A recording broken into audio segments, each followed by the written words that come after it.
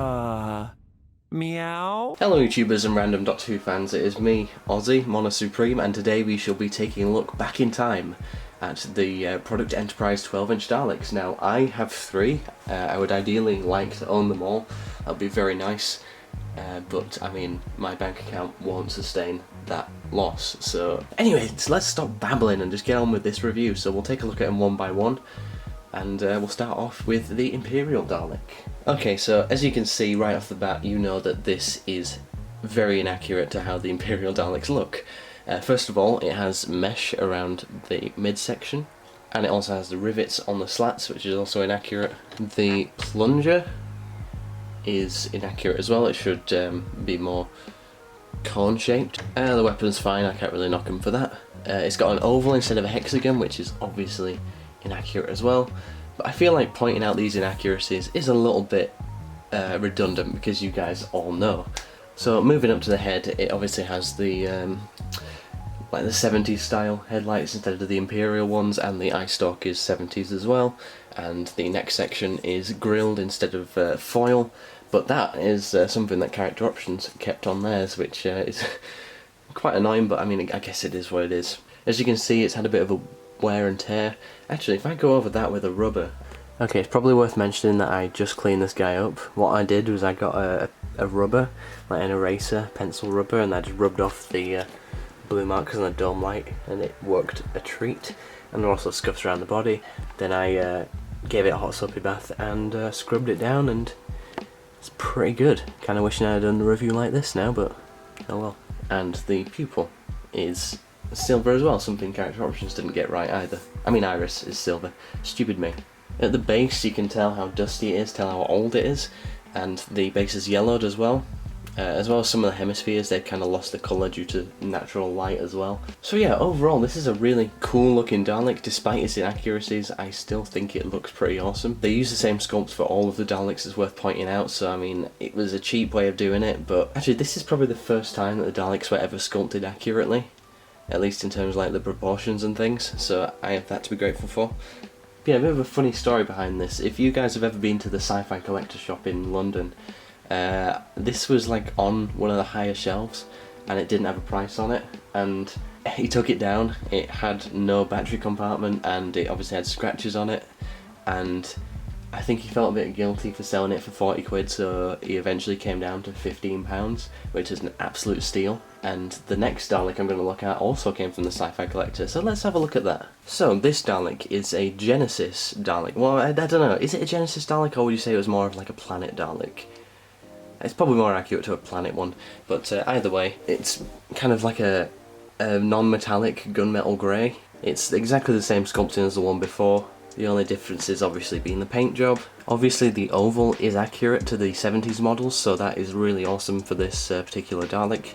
The mesh is exactly the same sculpt wise. It's just a shame that there's no silver dry brushing on the mesh, but the gun's black as well, which probably points you more to like a Planet of the Daleks direction. And the eye stalk is very standard, and it just looks nice.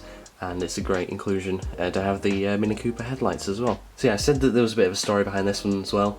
I think it was on the shelf for about, well, he did, I don't think there was a price on it, and I said, oh, it says £40 on it, and I can't remember whether it did or not. Maybe it was a little me lying, and he went, that doesn't sound right, and he sold me it anyway, and it was mint in box as well, so these things are actually fairly difficult to get mint in box, and I got it for 40 quid, so that was pretty awesome. So moving to features for these things, they are obviously remote controlled, and they have a lot of phrases, but unfortunately I don't have a remote control. To activate light and sounds, there's a switch on the bottom. So it says under attack, and I don't... Oh, so it does work when you move his head. So usually you'd move it forward and the head would move and then it'd activate the speech, but...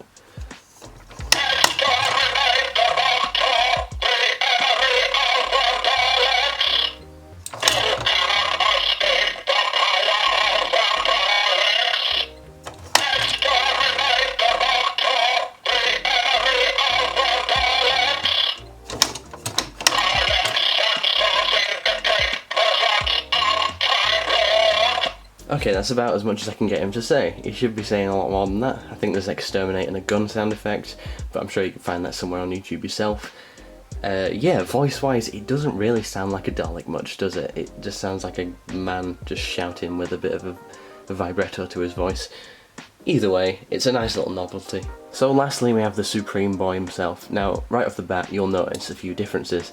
The oval I painted black, and the headlights I painted yellow, and the eye stalk I repainted as well. Now, this was young me thinking let's make it more accurate because accuracy is cool, but I mean I would rather have kept it in the original condition, just so it maintains its rarity, but I don't know, I guess it looks a hell of a lot more accurate to the on-screen counterpart. Now I feel like these sculpts lend themselves relatively well to the Remembrance overall, at least better than the character options one.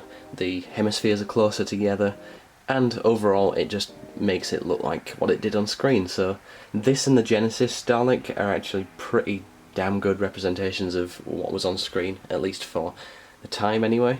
But this was my my first ever Dalek figure, so this holds a special place in my heart. I think when I was about 5 or 4 or 5, my parents bought it from the Bradford Media Museum, and they got it for a cheaper price. Again, that seems to be a bit of a common thing with these Product Enterprise Daleks, but yeah, they got it cheap because they got the prices mixed up with the new series ones.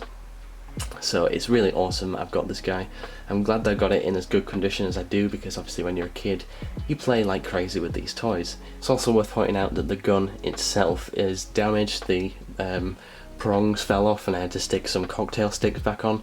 One day I'll probably replace the gun with a proper one if I can get hold of, I don't know, a damaged Product Enterprise Dalek or a spare gun, then I'll replace it, but for now it's just the cocktail sticks. And it also has a double tier base. Now I don't know whether this is accurate or not, but I'm pretty damn sure it is. So overall, what do I think of these Product Enterprise 12-inch Daleks? They are pretty amazing. I mean, nostalgia plays a big part in them, but also the fact that they were the first accurate Daleks really, because before that we had Dapol, which we'll look at in a future episode, but those things were not very accurate and we all know that. But this was the first time it just looked like a Dalek, which was really awesome. It's also worth mentioning the packaging was really cool as well, and didn't go over that, but it was a very comic, retro kind of style, and just like evoked like the Dalek Mania 60s kind of thing, which was really cool, and I kind of wish that they'd go back to that if I'm being honest, but hey ho. So thank you very much for watching this, guys. Let me know down below what other reviews you'd like to see, if there's anything in my collection that you would like to see me review.